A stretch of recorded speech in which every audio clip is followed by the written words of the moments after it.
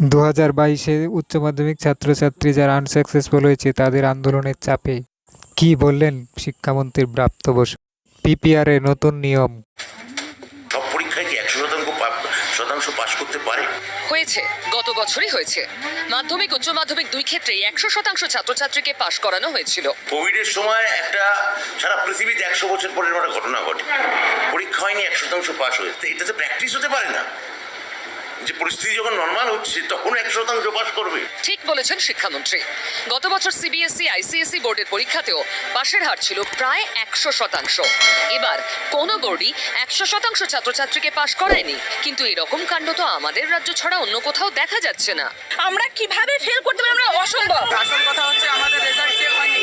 আমাদের প্রাপ্ত নাম্বার চাই, প্রাপ্ত নাম্বার চাই। মাননীয় শিক্ষামন্ত্রী, কেন হচ্ছে বলুন তো? আসলে এখানে একটা ধারণা হয়ে গেছে, আন্দোলনের চাপ দিলেই বাপ বলে নরম হবে সরকার। এই দেখুন, সবাইকে পাশের দাবিতে আন্দোলন হতেই রিভিউ পদ্ধতি বদলে দিল উচ্চ মাধ্যমিক শিক্ষা সংসদ। আগে দুটো বিষয় রিভিউ করা যেত, এবার করা যাবে সব বিষয়। শুধুমাত্র অনলাইনে রিভিউ ও স্ক্রুটিনির জন্য আবেদন করা যাবে 20 জুন থেকে 5 জুলাই পর্যন্ত। জনপ্রিয়তা কুড়োনোর রাজনীতি করলে এরকমটাই হওয়ার কথা, তাই না মাননীয় শিক্ষামন্ত্রী?